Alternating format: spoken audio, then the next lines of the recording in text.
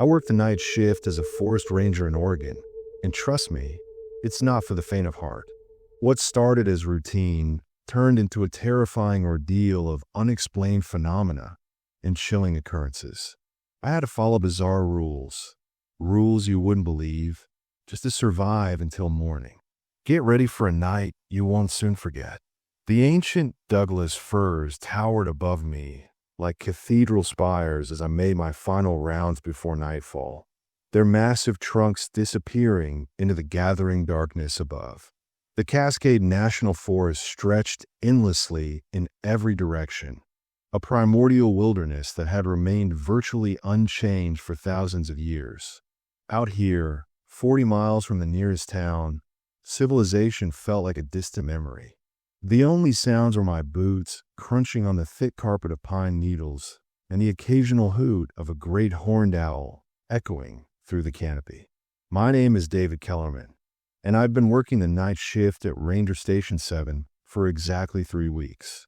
The position had been vacant for over a year before I applied, which should have been my first red flag.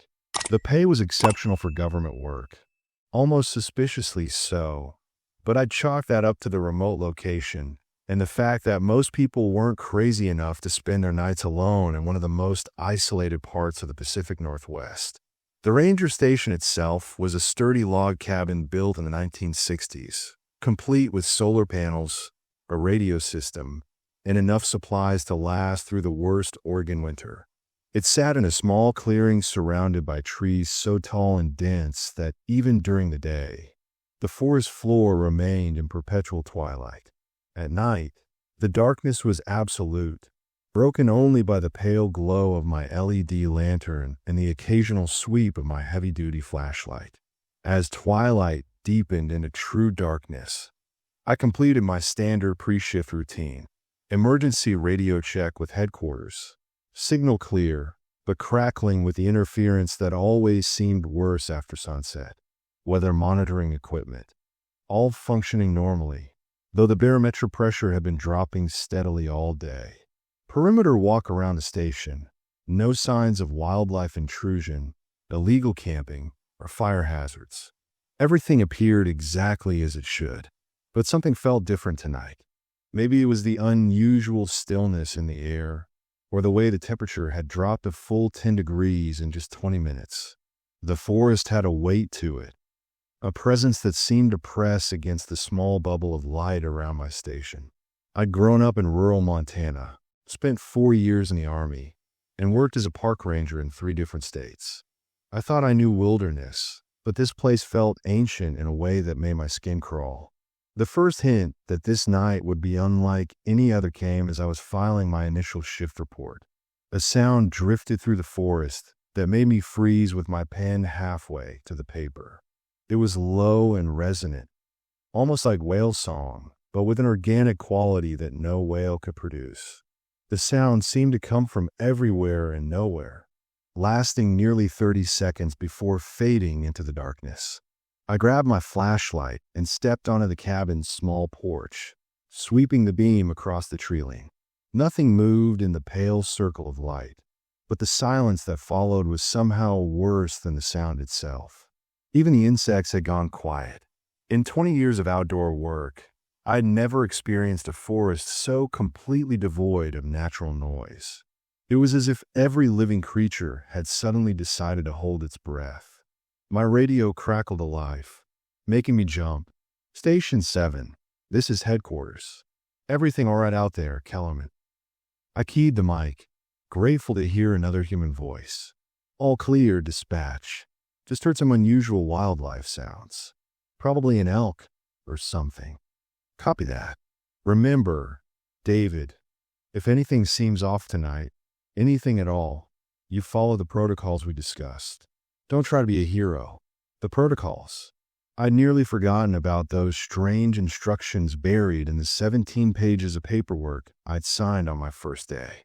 Most of it was standard Forest Service bureaucracy, but tucked away in the middle was a single page titled Night Shift Special Procedures. The language was oddly formal, almost ritualistic, and some of the rules seemed downright bizarre. Never leave the cabin between midnight and 4 a.m. unless responding to a verified emergency. Ignore any voices calling your name from the forest, regardless of how familiar they might sound. Avoid the clearing marked on the attached map, particularly during the new moon. If you encounter lights moving through the trees, do not investigate. Report any sightings of human figures in the forest immediately, but do not approach them under any circumstances. When I'd asked my supervisor about these unusual instructions, he'd simply said they were precautionary measures based on historical incidents and refused to elaborate. The other rangers I'd met during my brief training period had been similarly evasive, though I'd caught them exchanging meaningful glances whenever the night shift came up in conversation. Now, standing on the porch with that unnatural silence pressing against me from all sides, those protocols didn't seem quite so ridiculous. I made my way back inside and double-checked that the door was properly locked, something I never bothered with during my previous assignments. The cabin felt smaller now, its log walls seeming inadequate against whatever lurked in the darkness beyond. I tried to settle into my usual routine, updating weather logs, monitoring the radio for any emergency calls, and reviewing the topographical maps of my assigned sector. But concentration proved impossible. Every few minutes, I'd catch myself straining to hear sound from outside, or glancing toward the windows despite the heavy curtains that blocked my view of the forest. Around 10 p.m., the radio crackled with a routine check-in from Station 3, 40 miles to the south. The ranger there, a veteran named Bill Morrison, sounded tired but normal as he reported clear conditions and no incidents. When dispatch asked if I had anything to add, I almost mentioned the strange sound from earlier, but something held me back. Perhaps it was professional pride, or maybe some deeper instinct warning me that certain things were better left unspoken. As the night deepened, the temperature continued to drop despite the fact that it was mid-July. I added another log to the wood stove, though it did little to chase away the chill that seemed to emanate from something other than the air itself. The cabin's windows, normally black mirrors reflecting the interior light, now seemed to offer glimpses of movement just at the edge of perception. Every time I looked directly at them, I saw nothing but my own reflection, but in my peripheral vision, shadows seemed to shift and dance just beyond the glass. By 11 p.m., I'd given up all pretense of normal work. I sat in the chair closest to the radio, my service weapon holstered but within easy reach, trying to ignore the growing certainty that I was being watched. The feeling was so intense, it was almost physical, like invisible eyes boring into me from the darkness outside. I'd experienced similar sensations during combat deployments in Afghanistan, but this was different. Those had been human threats, comprehensible dangers that could be fought or avoided with training and common sense. This felt older, hungrier, and infinitely more patient. The clock on the wall ticked toward midnight with agonizing slowness. According to the protocols, that's when the real restrictions would begin. No leaving the cabin. No investigating strange sounds or lights. No matter what I heard or thought I saw, I was to remain inside until dawn. Part of me, the rational, educated part that had earned a forestry degree and served with distinction in the military, wanted to dismiss these rules as superstitious nonsense left over from a less enlightened time. But as the minute hand crept closer to 12, and the darkness outside seemed to grow somehow deeper and more alive, I found myself grateful for those bizarre instructions. Whatever had happened to previous rangers, whatever had led to the creation of such unusual protocols, I was beginning to suspect I might be about to find out firsthand. The last thing I remember thinking before midnight struck was how quiet it had become inside the cabin. Not just outside in the forest, but inside as well. The wood stove crackling had faded to barely audible whispers. The electronic hum of the radio and monitoring equipment seemed muffled, as if the air itself had grown thick and resistant to sound. And then the old grandfather clock in the corner began its midnight chime, each note hanging in the air longer than it should, and I realized with growing dread that my real shift was just beginning. The 12 chimes of midnight echoed through the cabin with an unnatural resonance, each note seeming to linger in the air far longer than physics should allow. As the final chime faded, the silence that followed was so complete it felt like a physical weight pressing against my eardrums. I found myself holding my breath, waiting for some sign that the normal sounds of night had returned to the forest. They never did. I pulled out the folder containing my night shift protocols, spreading the pages across the desk under the harsh glare of my LED lamp. In the bright light of day, these instructions had seemed like quaint relics of rural superstition. Now, with midnight having arrived and that oppressive silence stretching endlessly beyond my windows, each rule felt like a lifeline thrown to me across an ocean of darkness. Rule number 1. Never leave the cabin between midnight and 4 a.m. unless responding to a verified emergency. A verified emergency was defined as direct radio contact from headquarters or visual confirmation of fire or serious injury within 50 yards of the station. Everything else, no matter how urgent it might seem, was to be reported by radio and left for the day shift to handle. I remembered asking my supervisor, Janet Walsh, about this particular restriction during my orientation. She'd been reviewing my personnel file when I brought it up, and I'd watched her entire demeanor change. Her easy smile had disappeared, replaced by something that looked almost like fear. "David," she'd said, closing the file and fixing me with an intense stare. There have been incidents over the years, situations where rangers felt compelled to leave their posts during the night hours, and she'd pause then, as if choosing her words very carefully. Let's just say that the morning shift has occasionally found evidence suggesting their colleagues had left the cabin, but the rangers themselves were never seen again.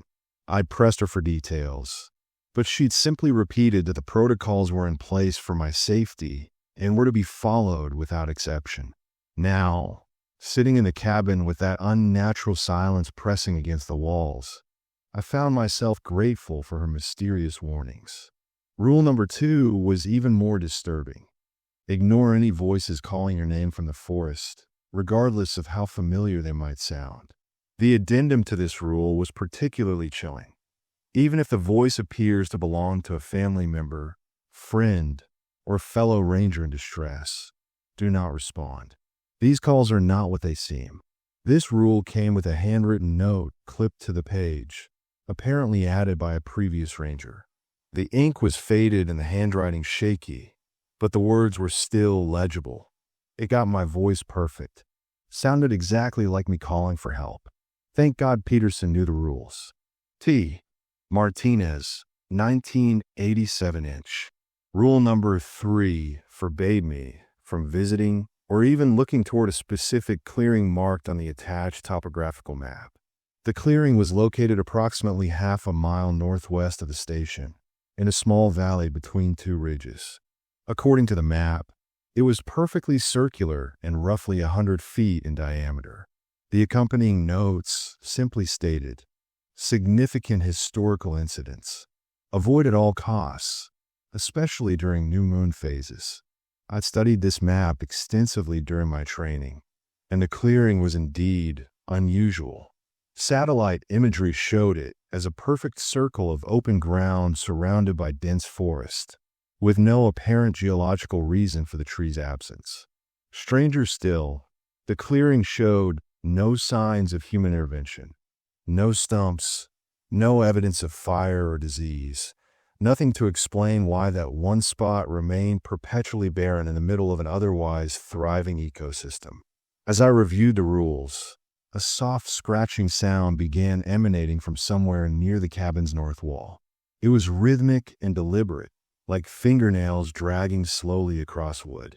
I froze, listening intently as the sound moved gradually from the north wall to the east, as if something was circling the building. My hand instinctively moved toward my sidearm, but rule number 4 stopped me cold. If you hear sounds of movement around the cabin's exterior, Remain calm and do not investigate. These sounds will cease on their own before dawn. The rule went on to specify that under no circumstances should I attempt to look outside during these incidents, as visual contact may escalate the situation. The scratching continued its circuit around the cabin, accompanied now by what sounded like heavy footsteps in the soft earth outside. Whatever was making the sounds was large. Each footfall sent small vibrations through the cabin's log walls. But the steps were wrong somehow, too slow and deliberate, with irregular spacing that suggested the creature moving outside didn't walk the way normal animals do. I forced myself to remain seated, though every instinct screamed at me to grab my flashlight and investigate. Instead, I focused on rule number 5. If you encounter lights moving through the trees, observe but do not investigate. These lights are not of human origin, and approach will result in disorientation and possible disappearance. This rule included a detailed incident report from 1994, when a ranger named Robertson had ignored the protocols and pursued mysterious lights he'd seen moving through the forest. His radio had gone silent at 2:17 a.m., and despite an extensive search involving state police and National Guard units, he was never found. The only trace of his passage was his flashlight, discovered 3 days later hanging from a branch 30 feet above the forest floor in a tree with no low branches to climb. The sounds outside were growing more complex now. In addition to the footsteps and scratching, I could hear what sounded like whispered conversations just at the edge of comprehension. Multiple voices, speaking in low, urgent tones, but the words themselves remained frustratingly unclear. The conversations seemed to be taking place all around the cabin, as if a group of people had surrounded the building and were discussing something of great importance. Rule number 6 addressed this exact scenario. Voices speaking in unknown languages or in whispers too quiet to understand should be ignored completely. Do not attempt to listen more closely or to understand what is being said. These communications are not intended for human ears. But as the whispering continued, I began to make out individual words. They were speaking English, but in accents I couldn't identify, with inflections that sounded almost archaic. I caught fragments about the keeper and the appointed time, and he must choose. Despite the rule's explicit warning, I found myself straining to hear more. That's when I heard my own name. David, came a voice from just outside the east window, clear as a bell. David Kellerman, we need to talk to you. My blood turned to ice. The voice was unmistakably familiar. It belonged to my younger brother Michael, who lived over 2,000 miles away in Denver.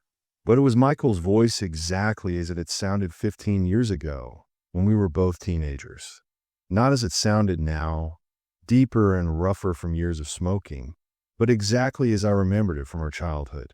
David, please, the voice continued, and now it carried the same pleading tone Michael had used when he was 8 years old and trying to convince me to let him tag along on adventures with my older friends.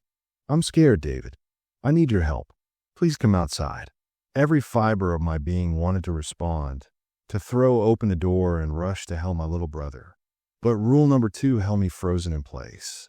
Even if the voice appears to belong to a family member, friend, or fellow ranger in distress, do not respond.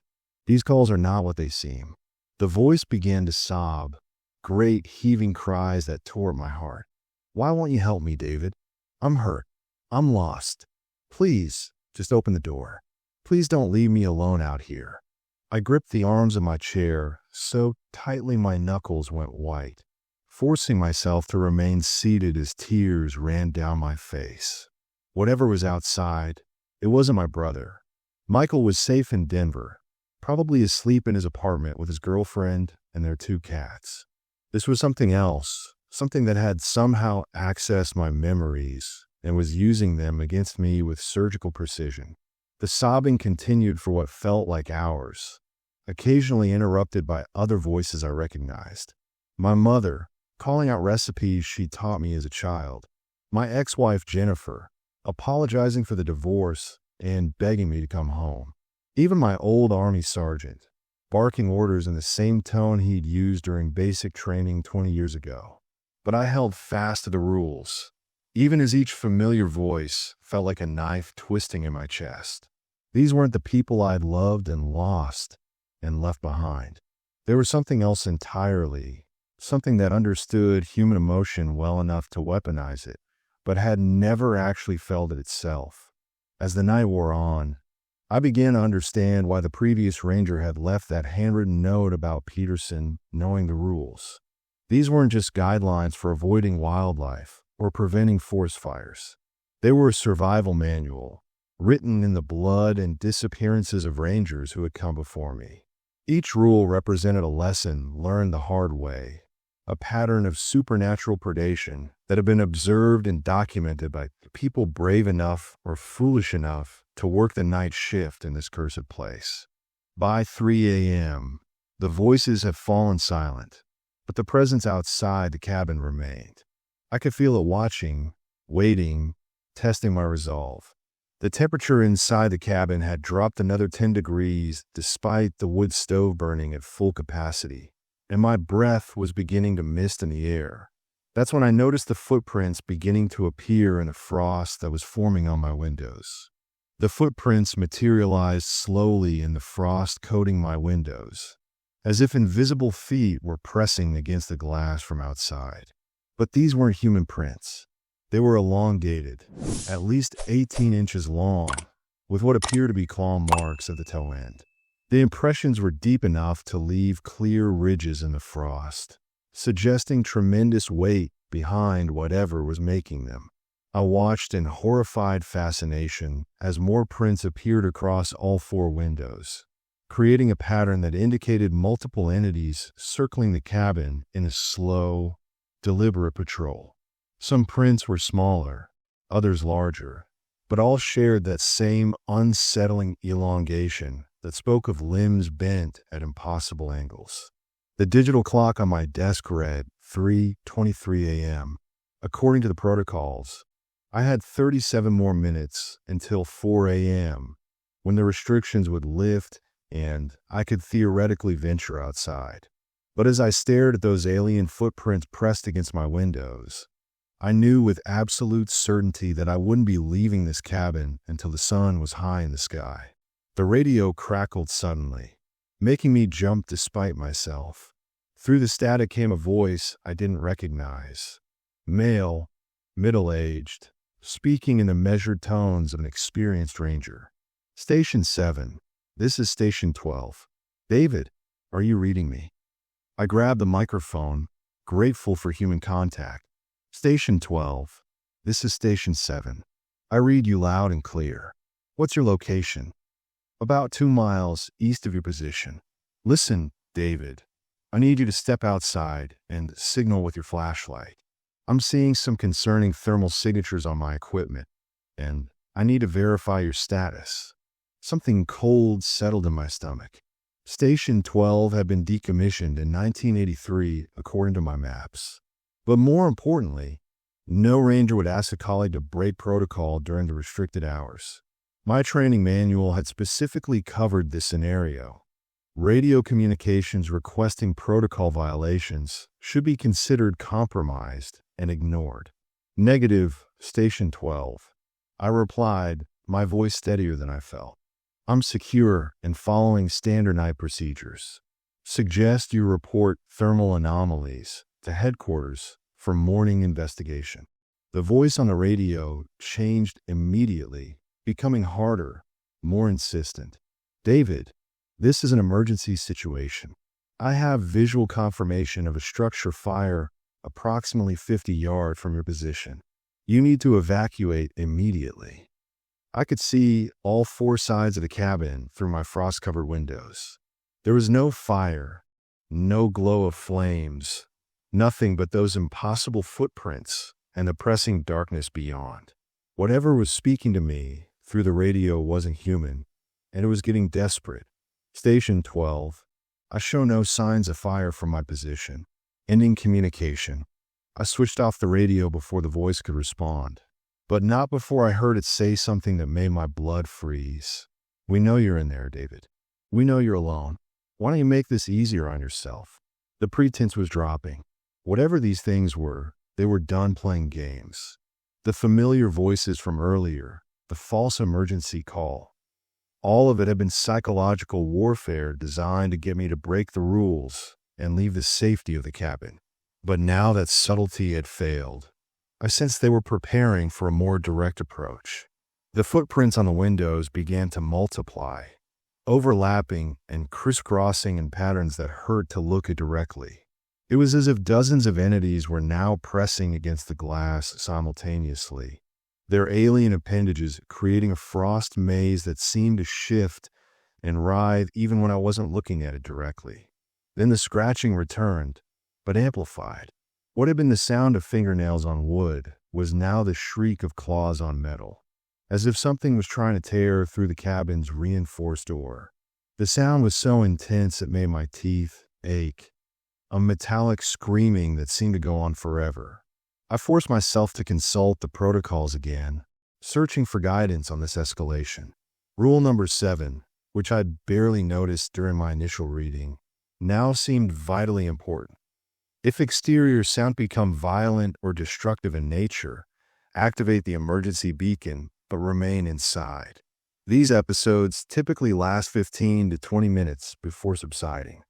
The emergency beacon was a red button mounted next to the radio, designed to send a high-priority distress signal to park headquarters. I've been told during training that it was only for life-threatening emergencies, as it would trigger an immediate response from search and rescue teams. Now, with the cabin shaking under what sounded like a coordinated assault, it seemed like exactly that kind of emergency. I slammed my palm down on the button, watching as the red light began to flash and a high-pitched tone emanated from the radio system. The beacon would transmit my GPS coordinates along with a Priority 1 distress code, bringing help as quickly as helicopters and ground teams could reach this remote location. But even as I activated the beacon, I wondered what help would find when they arrived. Would there be any trace of what was happening here? Or would they simply discover an empty cabin with no signs of struggle, like so many times before? The assault on the cabin reached a crescendo around 3:45 a.m. The walls shook, the windows rattled in their frames, and something heavy repeatedly slammed against the roof with enough force to send dust cascading from the ceiling beams. But through it all, the structure held. Whatever previous rangers and Forest Service engineers had learned from past incidents, they'd built this cabin to withstand exactly this kind of supernatural siege. Then, as suddenly as it had begun, everything stopped. The silence that followed was somehow worse than the chaos that had preceded it. At least during the attack, I'd known where the threats were. Now, I had no idea if the entities had retreated or were simply regrouping for another assault. The frost on the windows began to clear, the alien footprints fading as if they'd never existed. I checked the clock. 3:52 a.m. 8 more minutes until the restrictions lifted. 8 more minutes until I could theoretically venture outside. But as I sat in that sudden, oppressive quiet, I realized that something fundamental had changed.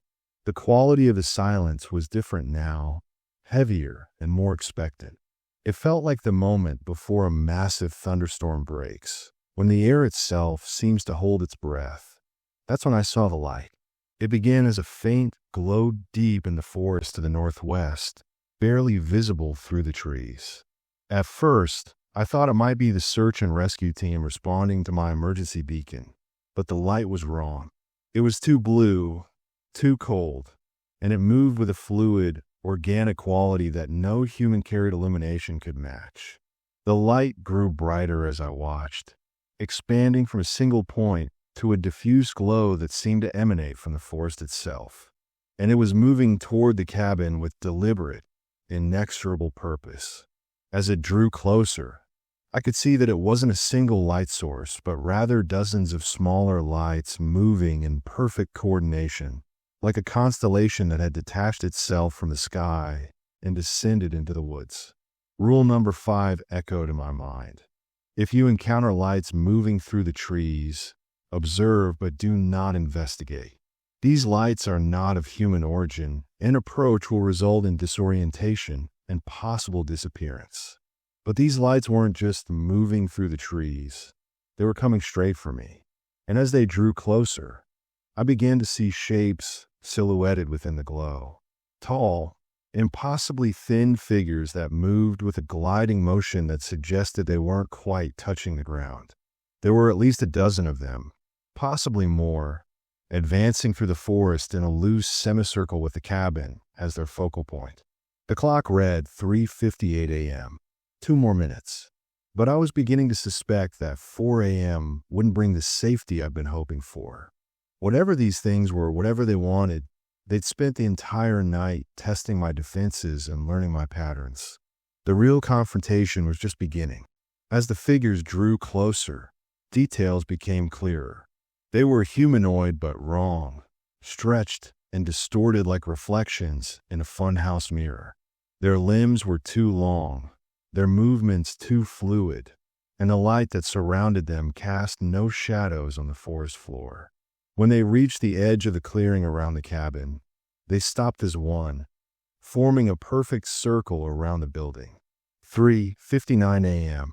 That's when they began to speak in unison, their voices creating a harmony that no human choir could achieve.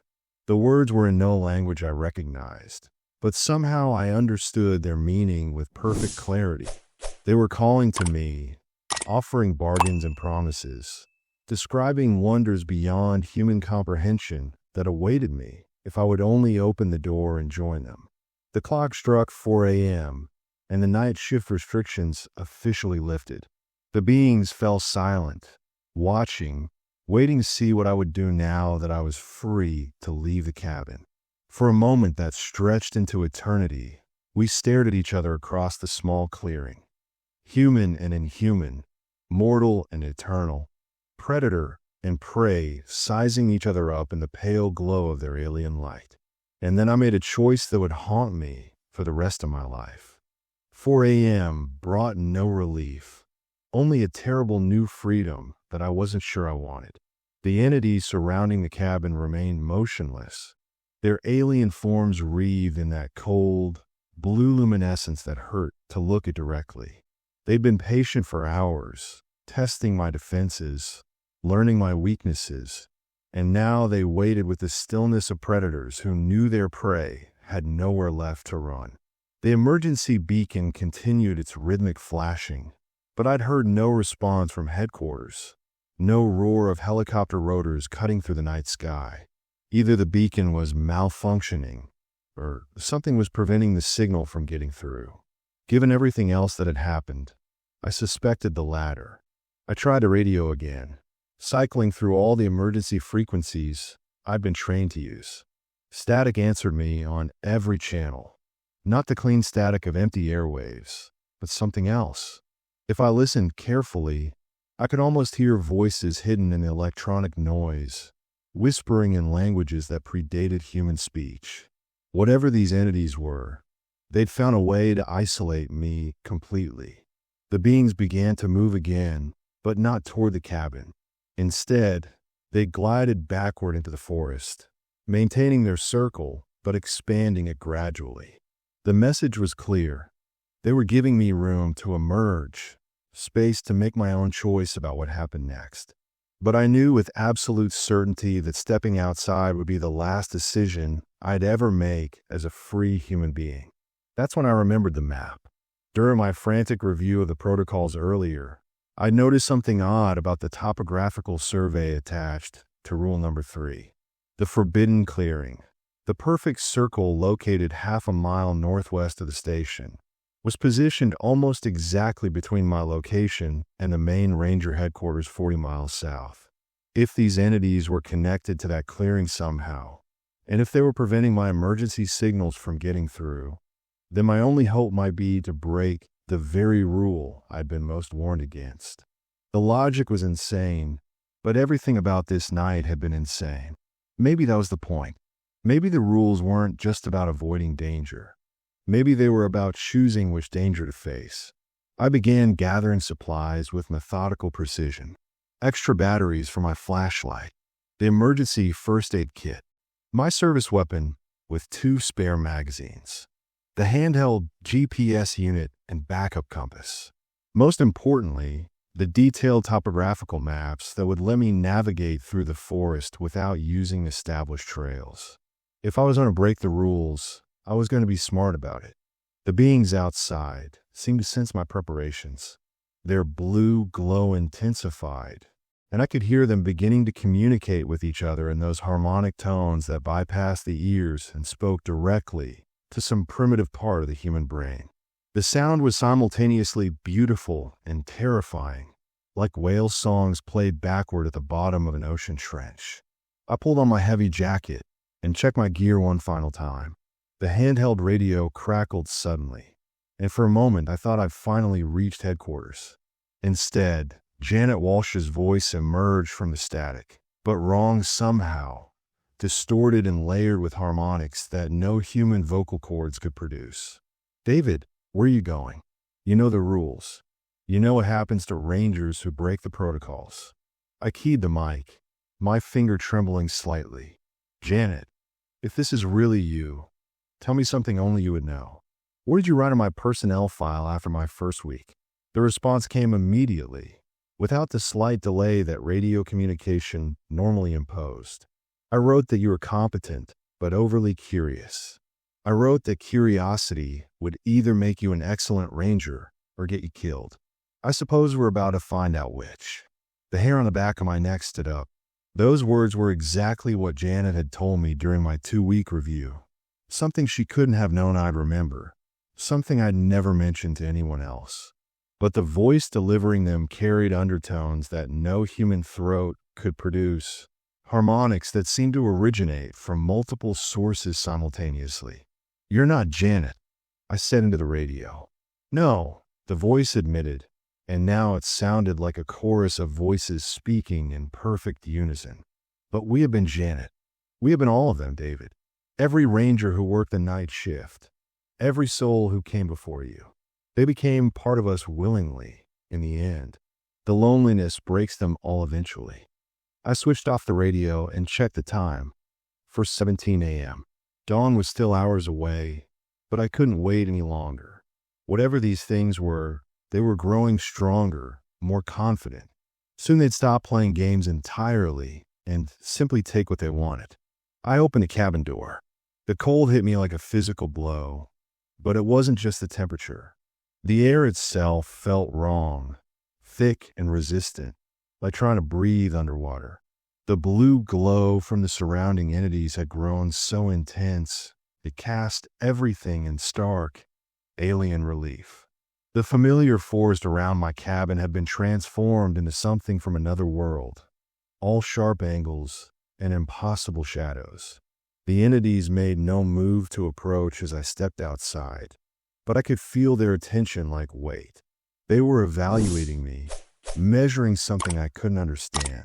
When I began walking northwest toward the forbidden clearing, they began to follow at a respectful distance, their forms gliding between the trees with unnatural grace. The forest was utterly silent except for my footsteps and labored breathing. No insects, no night birds, no rustle of small animals in the underbrush. It was as if every living thing for miles around had either fled or simply ceased to exist. My flashlight beam seemed weaker than it should, barely penetrating a few feet into the surrounding darkness despite fresh batteries. After 20 minutes of hiking through terrain that should have been familiar, but somehow wasn't, I realized I was lost.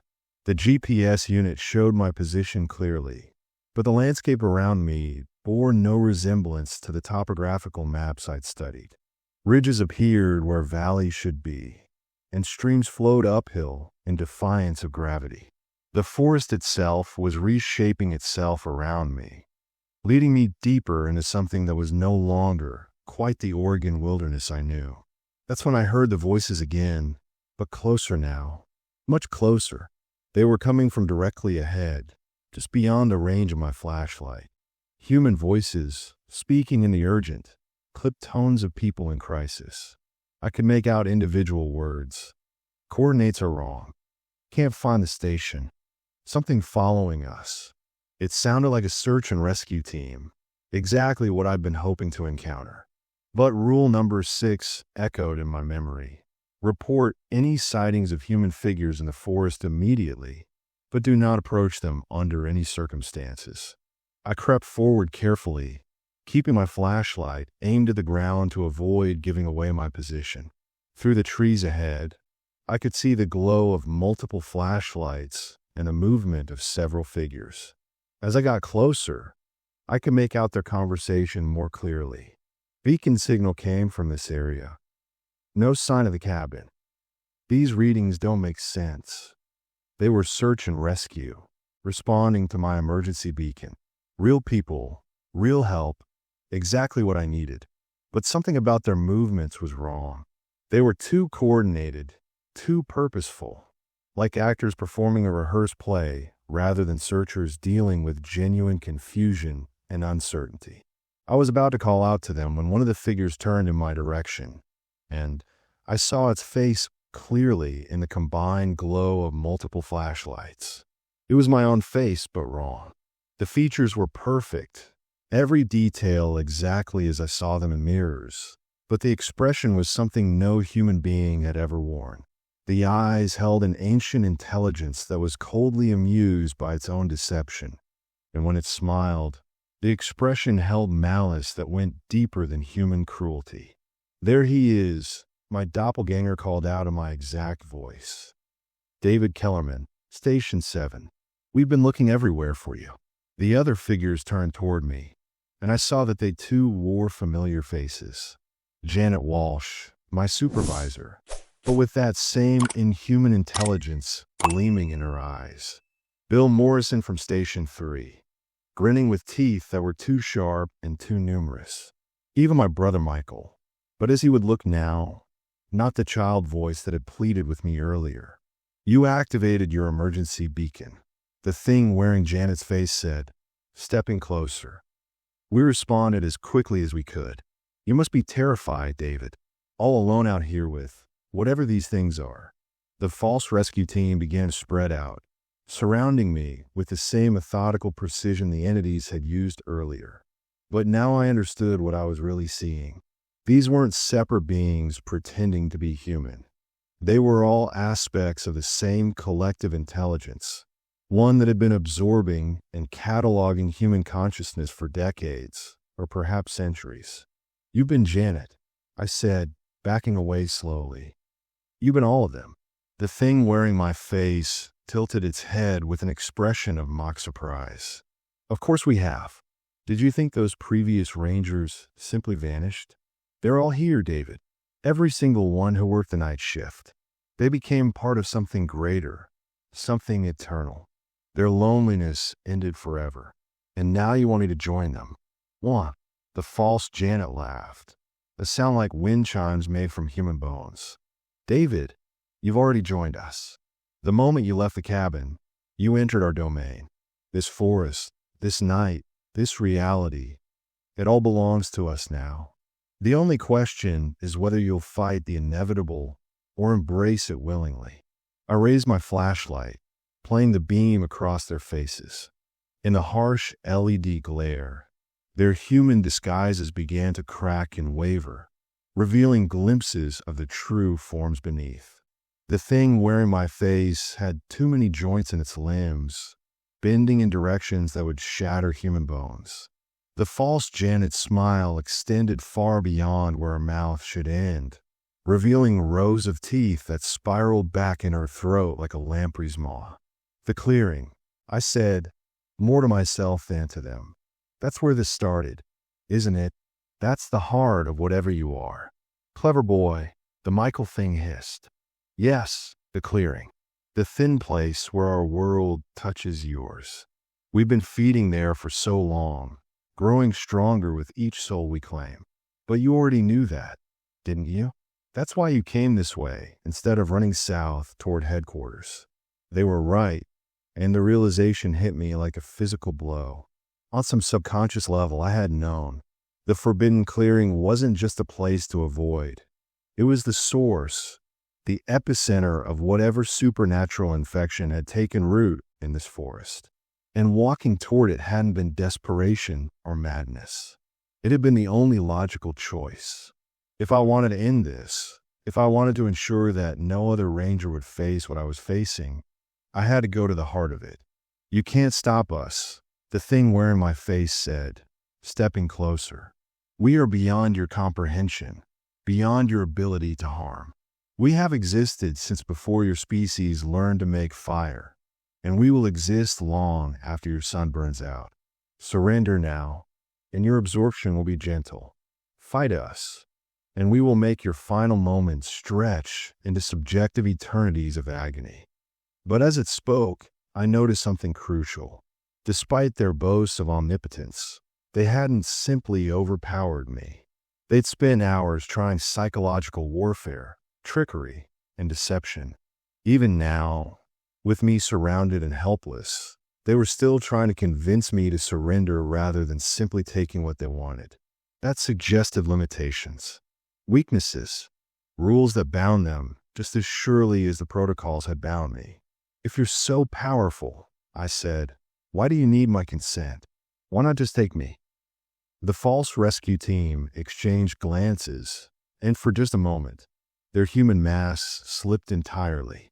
Beneath Janet's familiar features was something that looked like a praying mantis crossed with a spider, all compound eyes and mandibles.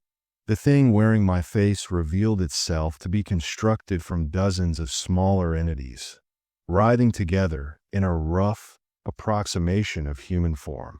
"Free will," the collective hissed in a voice like breaking glass. "The curse and blessing of your species. We cannot simply take what is not freely given, but we can make the alternative so terrible that surrender becomes the only rational choice." The forest around us began to change, reality bending and warping like heated plastic. Trees twisted into impossible spirals, their branches reaching down to claw at me with wooden fingers. The ground beneath my feet became soft and yielding, threatening to swallow me with each step. The air itself grew thick as syrup, making every breath a struggle. But I kept walking toward the clearing, driven by a certainty I couldn't explain. Whatever these entities were, whatever power they possessed, it all centered on that forbidden circle of barren ground. And somewhere in my military training, in years of solving problems by finding their source and eliminating it, I'd formed a plan. The clearing appeared ahead of us, just as the first hints of dawn began to lighten the eastern sky. It was exactly as the satellite images had shown, a perfect circle of bare earth, roughly 100 feet in diameter, surrounded by ancient trees that seemed to lean away from its borders as if in fear. But the clearing wasn't empty. At its center stood a structure that hadn't appeared on any map or photograph. It was roughly pyramidal, constructed for what looked like black stone that seemed to absorb light rather than reflect it. The structure pulsed with the same blue luminescence that surrounded the entities, and I could hear a low humming emanating from its depths, the sound of vast machinery operating at frequencies just below human perception. "The anchor," I whispered, understanding flooding through me. "That's how you maintain your presence in our reality. That's what lets you reshape the forest, influence electronics, create these illusions." The collective wearing familiar faces began to laugh. A harmony of human voices twisted into something no human throat could produce. "Yes, David. Very good. Our anchor in your world, built from materials that exist in both realities simultaneously. Destroy it, and we retreat to our own dimension. But you cannot destroy it.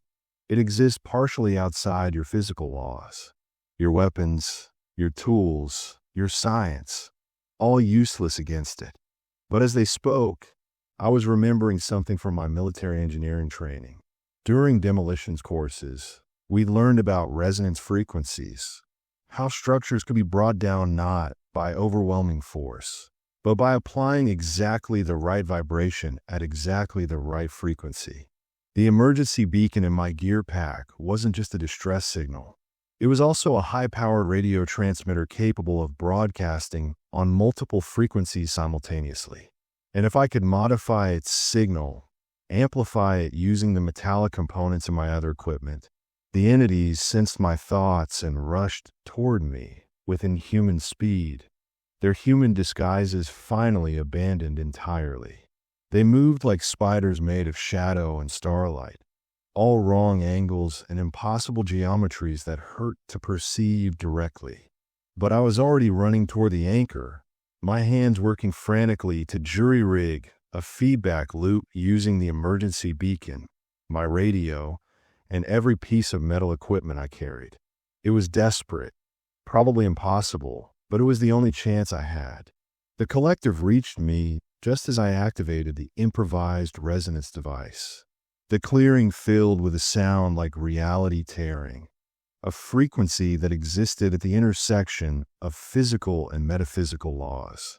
The black pyramid began to vibrate, its surface cracking as harmonics built to impossible amplitudes. And in that moment of chaos, as two realities warred for dominance in a circle of cursed ground, I finally understood what the rules had really been protecting me from. Not the entities themselves, but the terrible knowledge of what it would cost to stop them. The resonance device screamed its impossible frequency into the pre-dawn air, and the black pyramid began to crack like an eggshell. Fissures of brilliant light split its surface, and from within came sounds that no human language had words to describe. The death cries of something that existed across multiple dimensions simultaneously. The collective entities writhed and twisted around me, their forms becoming increasingly unstable as their anchor to our reality weakened. The faces they wore, Janet, Bill, my brother, my own features, began to melt and flow like wax, revealing the true horror beneath. They were composite beings, constructed from the absorbed consciousness of every ranger who had worked the night shift over the decades. Dozens of human souls trapped within alien geometries, their memories and personalities twisted into components of a vast, hungry intelligence. You don't understand, they shrieked in a harmony of stolen voices. Without us, they will return. The others, the things we've been keeping at bay. We are the lesser evil, David. We are the guardians. But I could feel the truth resonating through the frequency device, transmitted directly into my consciousness along with the radio waves. These entities hadn't been protecting our reality from some greater threat. They had been the vanguard, the advanced scouts for something infinitely worse. The missing rangers hadn't been victims. They had been recruited, their human perspectives needed to understand and manipulate our species more effectively. The pyramid cracked completely, splitting apart with a sound like thunder played backward. From within erupted a column of light that shot straight up into the lightning sky, carrying with it the writhing forms of the collective. They spiraled upward like smoke, their stolen faces screaming protests and pleas that grew fainter as they rose. But even as they disappeared, I heard their final warning echoing across the clearing. The door is open now. David, the anchor is broken. They will come. They will all come. The clearing fell silent except for the hiss and crackle of the ruined resonance device. The black pyramid had been reduced to a pile of smoking rubble that already looked ancient, as if it had been destroyed centuries ago, rather than moments before. The perfect circle of barren ground began to sprout with new growth. Tiny green shoots pushing through soil that had been sterile for decades. I sat down heavily on the ground, my legs no longer able to support me. The adrenaline was wearing off, leaving behind a bone-deep exhaustion that went far beyond physical fatigue. I had won, but the victory fell hollow. The entity's final words echoed in my mind, and I couldn't shake the feeling that I had just made a terrible mistake. The sun crested the eastern mountains as I made my way back through the forest toward the ranger station. The woods looked normal now, No twisted trees, no impossible angles, no patches of reality where the laws of physics have been suspended.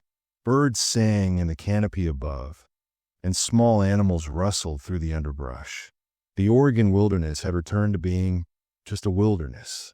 But something was wrong with the light. It was too bright, too clean, as if the air itself had been scoured of some essential element. The shadows fell at angles that seemed subtly off, and occasionally I caught glimpses of movement in my peripheral vision that vanished when I looked directly at it. The forest was healing, but the healing process was revealing scars I hadn't expected. My radio crackled to life as I approached the cabin, startling me out of my exhausted reverie. Station 7, this is headquarters. David, are you there? We've been trying to reach you all night. The voice belonged to Janet Walsh, but it was the real Janet this time. I could tell by the genuine concern in her tone, the slight rasp that came from too many years of cigarettes, the humanity that the collective had never quite been able to replicate perfectly. Station 7 responding. I replied, my voice hoarse from the night's events. I'm here, Janet. I'm alive. Thank God. Your emergency beacon went active around 3:30, but we couldn't get a chopper in the air until daylight. Search and rescue is en route to your position. Are you injured? What's your status? I looked back toward the clearing, now invisible through the trees, but forever burned into my memory. How could I explain what had happened? Who would believe that an ancient evil had been feeding on forest rangers for decades, wearing their faces and speaking with their voices? Who would understand that I had just destroyed something that might have been the only barrier between our reality and something infinitely worse? David, are you still there? I'm here, I said finally. No injuries. The beacon was a false alarm. Equipment malfunction. I'm sorry for the confusion. There was a long pause. A false alarm? David, those beacons don't just activate themselves. And we've been monitoring some very strange atmospheric disturbances in your area all night. What really happened out there? Before I could answer, I heard the distant whoop whoop whoop of helicopter rotors approaching from the south. The cavalry was coming, just 12 hours too late. I watched as the aircraft appeared over the tree line, its familiar Forest Service markings a welcome sight after the night's surreal horrors. But as the helicopter circled to find a landing site, I noticed something that made my blood freeze. The aircraft was flying in perfect silence. No rotor noise, no engine sound, nothing but the whisper of wind through the trees. And when I looked up at the cockpit windows, I couldn't see any crew inside. The radio crackled again, but now Janet's voice carried harmonics that were becoming disturbingly familiar. Don't worry, David. We're coming to collect you. You've done such good work for us. Such valuable intelligence about human psychology, human weaknesses. We couldn't have learned so much without your cooperation. I dropped the radio and ran. Behind me, I could hear the silent helicopter landing in the clearing around my cabin, its phantom rotors kicking up whirlwinds of leaves and debris. Voices called my name. Janet, Bill, Michael, and dozens of others I didn't recognize, but somehow knew were the accumulated voices of every ranger who had disappeared over the years. But these weren't the entities I had destroyed. They were something else, something that had been waiting beyond the broken anchor for an opportunity to cross over into our reality. The collective had been telling the truth about one thing. They had been keeping something worse at bay. And I had just removed the only barrier standing between our world and theirs.